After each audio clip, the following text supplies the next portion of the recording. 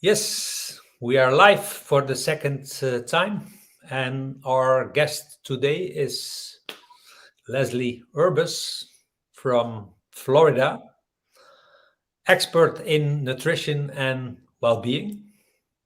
Is that correct? That's correct. Yeah, so welcome in our second coffee break. What time is it now in America?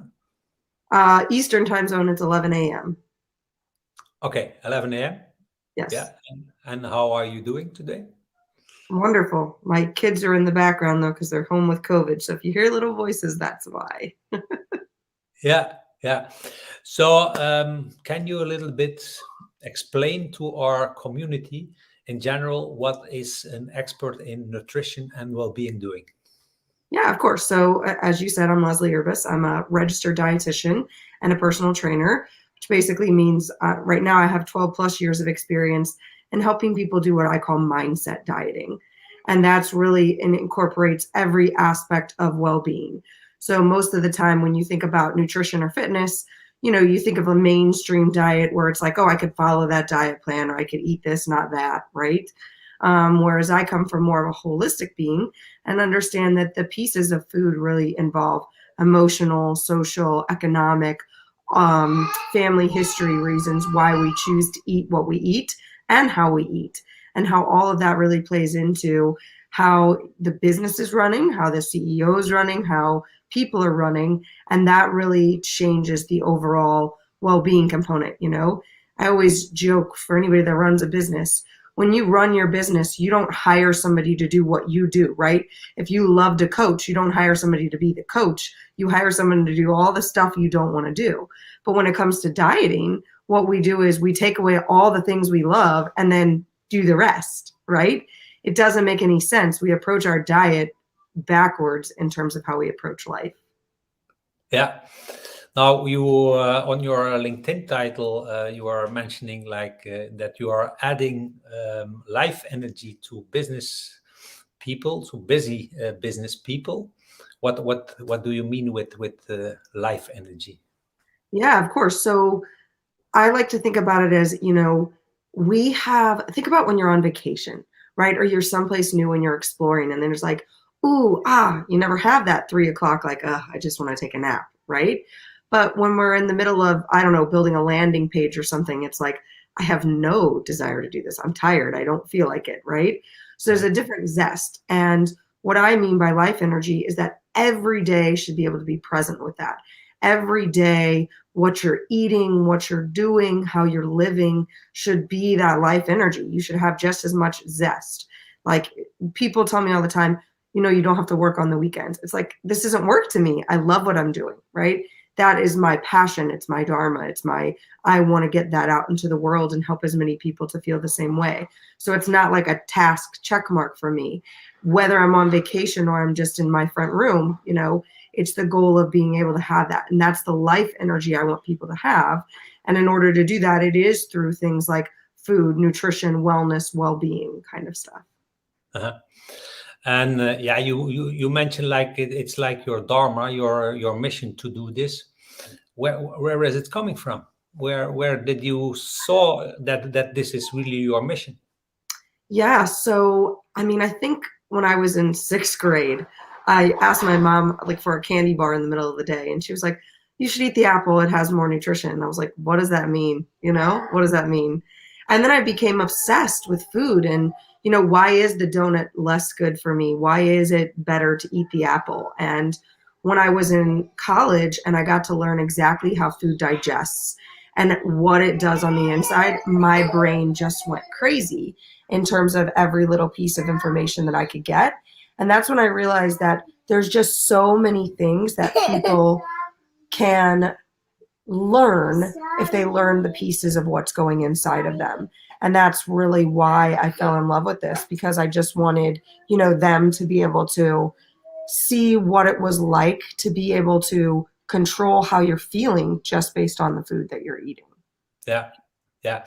And then you have two components. It's like nutrition and exercise, or do you have more? Correct. So there is a little bit more. For me personally, I do the nutrition and exercise, but I do also work with a hypnotherapist and with a physical therapist as well, because I truly believe that it all stems from somewhere. Kind of how I said, you know, socioeconomical and emotional reasons why we eat. We eat certain foods based on how we feel. We choose to eat certain foods based on how much money is in the bank. It's like if I don't have enough money to go get, crab legs and a steak dinner, I'm not going to go grab those crab legs and a steak dinner. I'm going to go, grab a can of tuna or something. So because of those pieces, hypnotherapy and some subconscious work and things like that really has to come into play in order for you to get results and keep them. It's not just here's a blanket thing you need to do, and then, you get the result and then it all goes out the window. Instead, it's really transforming yourself to get the result you want without having to give up the life you lead. Yeah, yeah. Um, Now, yeah, you have these two components. Is there one bigger than the other? Well, how is it? How do you create that mix? Like, for example, I'm a CEO. I'm contacting you. How do you start with that CEO? Yeah, so we always start with food and nutrition because that's the biggest piece, right? What you're putting in, you literally are what you eat, right? That they don't get that wrong.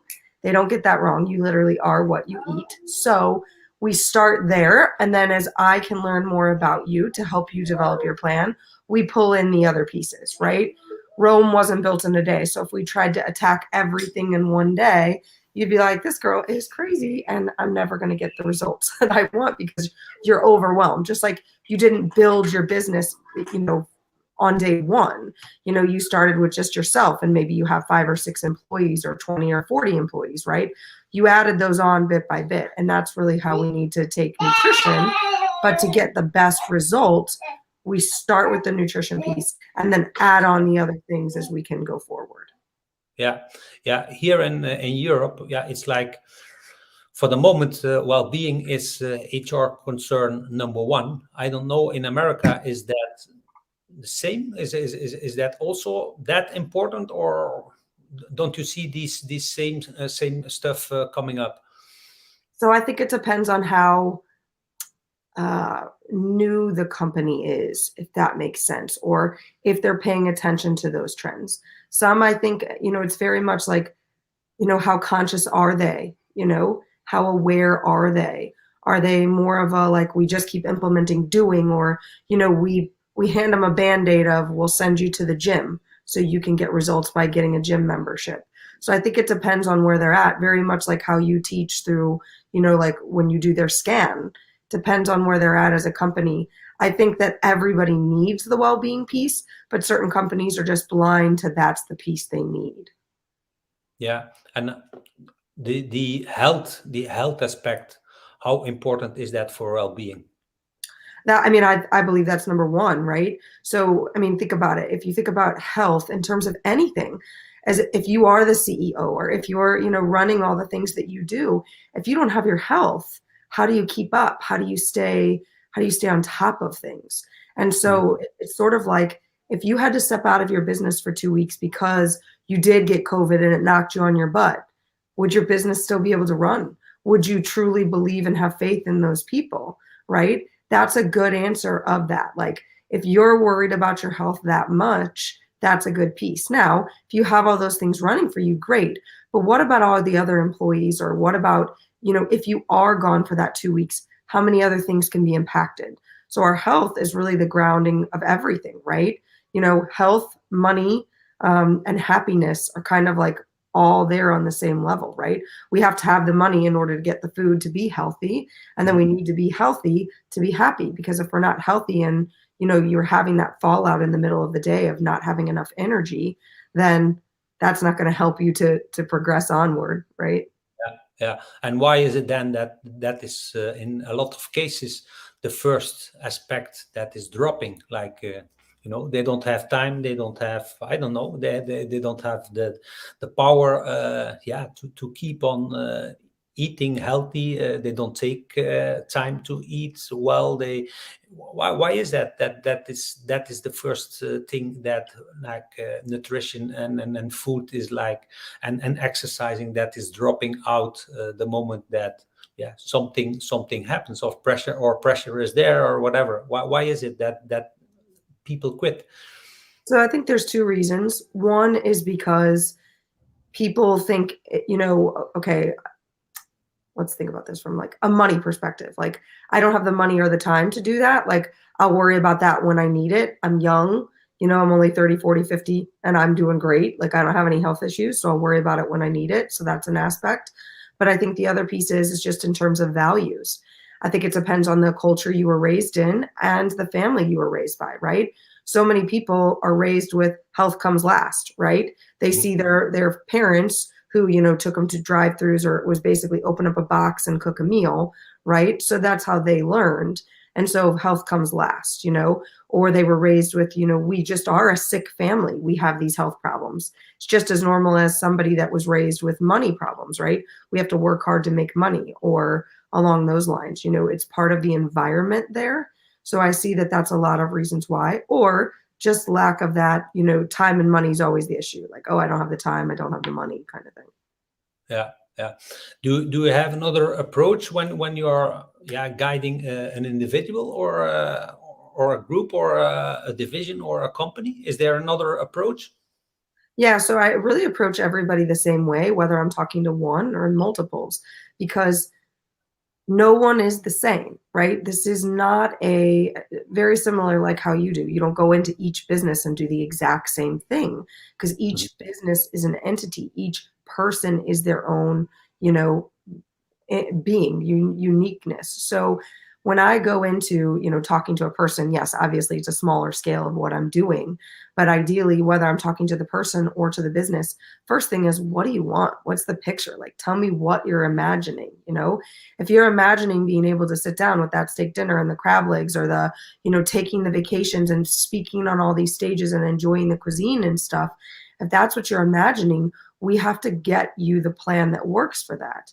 If you want to do that and then your employees just want to know how to eat healthier for themselves or eat healthier for their own families, and to help them with their well-being, so that way they can do their pieces of the puzzle for the business better, it goes hand in hand in terms of like, we start with your goals, and then we go to nutrition, and then we go into all the other pieces and components that can go into that, so you become one overall healthy well-being. Mhm. Yeah. Now, one of our viewers asked me, "Can you ask the question, the energy dip?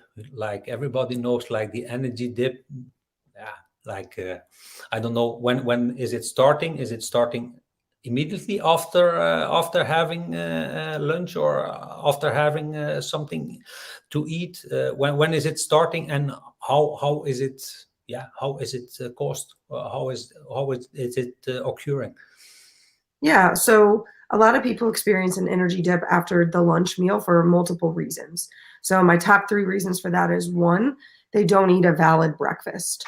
So because this lunch meal becomes the first meal that they're eating, their body's sole focus for the next, 2 hours is digest that food, get the energy.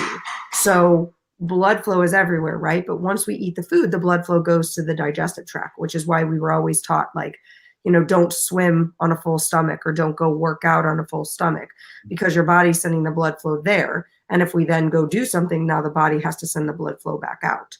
So we feel that dip because the blood flow goes to our GI tract to help it, do what it needs to do. So that's one of them. Typically caused with a higher increase of sleep, wanting to sleep if you didn't get a good breakfast, because your body's really lacking. The second piece to that energy dip can be, just from the fact that you're feeling that because now the blood flow isn't so much in the brain, it's coming down to like the brain sending the signals to go to the digestive tract there. And then the third reason is actually not food related, but that we take in all of the information from our eyes. So the reason why we're feeling that is because now that the blood flow is focused down in our stomach, we've never given our eyes rest. So to help us, what I encourage people to do is to start taking mental breaks. Start with 30 seconds to a minute each hour. Close your eyes. because if you do that, you'll notice that you won't have as much of that, dip after lunch, because you will have allowed your eyes to take breaks. And even though the blood flow is concentrated in your stomach, you won't have that much like, now I just kind of want to conk my head over and take a nap. Mhm. We have a visitor sending us a message. I'm Kate, CEO, health advocate in the corporate world, millennials and Gen Z. Happy to speak on well-being. So you see, like people from all over the world are joining us in and cheering up this coffee break. Now you were talking about sleep. How important is sleep, and what's the correlation with the energy you're then feeling during the day? Yeah, of course. So I mean, sleep is absolutely vital, right? We've learned all the, I'm sure lots of people have read tons of research on, sleep and how it affects everything throughout the day, right? Sleep affects our hormones of telling us when we're hungry and when we're not hungry. Sleep affects our stress hormones. Sleep affects all of those things. So if we're not getting a good night's rest, that can impart on all those things. Now, sleep can, it can be medical, where we do need to, go to a sleep study, but it can also just be what you're eating throughout the day, how you're allowing your body to be throughout the day, and all of those well-being pieces that need to kind of tie into that in order for you to get good sleep. It's not just, okay, 15 minutes before bed, I won't look at any blue screen. There's a lot more to it, especially throughout the day. Yeah. Yeah, it's your mission to bring this to, is it mainly to companies that you want to bring it? When are you happy? When is your dream fulfilled? It's a great question. So my biggest dream is to speak on stages for corporations or for individuals, and really just empower people to understand that living based on a diet is not fun. What's funny is that Oprah keeps coming into my awareness. Everybody's like, you should be the dietitian for Oprah, because she has that story of the cycle, right? And why? Because her socioeconomic class does not tell her to count her Weight Watcher points. Her socioeconomic class is so much higher. So that cycle, you are getting to where you need to go, whether you're a business owner of one or a business owner of 20, 50, 200 million employees, whatever it may be. And food is such a big part of that. And my goal in life is to teach people that food is not the enemy. It's not restrict, restrict, restrict, get rid of everything that is supposedly bad for you. It's learning how to be and eat for yourself, and to be able to be like, I want that cookie, or I really don't want that cookie, and having that and being empowered, just like you are in business, to make a decision, yes or no. And that's how I want it to be with health and well-being and with living your life. And that's what I want to do. I would say I would feel like I accomplished my dreams when I was able to help those people by standing on that stage. I do really well on camera and in interviews, and people are always like, how do you do it? You've never done it. And it's like, I don't know. It's just what I love to do personally. I was always chosen to speak for the team in school, and that would be my ultimate, passion, whether it's one person or a million people at once. That would be my goal. Yeah. So, okay, then let's do a test. So I'm for all the CEOs watching now, you get like 1 minute to convince them why they should bring in healthy nutrition and exercise and well-being in their company, and why they should contact Leslie Urbas. Yeah. So I would say the biggest reasons why you would want to do it is because you're noticing that well-being is a very important piece, right? So as you said, HR has figured that out. And what you want is something that will stick forever. You're not looking for that Band-Aid solution. You're not looking for the gym membership or the diet program. You're looking to actually help your employees to change their lives. So that way they're transformed, you're transformed, your business is transformed, and you never have to take the step back. This is the most customized plan that you will ever get. It's not an answer of, here is your Weight Watchers diet, or here is your piece of paper to follow. It is, this is your life and this is how you want it to look. Now let's get your nutrition and your fitness and your well-being there to meet you at your life, instead of having to go meet the diet instead. Yeah. Yeah. Yeah, great. Do you have an advice for the people in our community? Yeah, of course. So my best advice I always like to give people is that when you're going to implement anything, if you are looking for weight loss or well-being, ask yourself, in 3 months, would I still be doing this? Or does this have an end date, right? Is it like a 21-day challenge or a 75-day challenge? If that's a piece of that, you're probably not going to see the results you want, because anything that has an end date isn't good, right? You don't give your business an end date, right? You don't say, if we don't have this amount of money by 90 days, we're just done as a business, right? So that's tip number one. Tip number two is don't skip the breakfast, just as everybody teaches, because it will help with that midday, bite there. And the third piece is find the person that speaks to you. Everybody thinks I can do health and well-being on my own. I can just do it on my own. But the truth is that to run your business, you need help. Don't sacrifice your health just because everybody says you can do it by Googling. So that would be my best advice. Yeah, great. Thank you very much. We are through our time. So we thank you from Happiness at Work to be here and for all the advice and your promotion for a healthier business. And yeah, let's keep in touch and see what we can do in the future. Agreed. Yeah, thank you very much. Thank you. Bye-bye. Bye.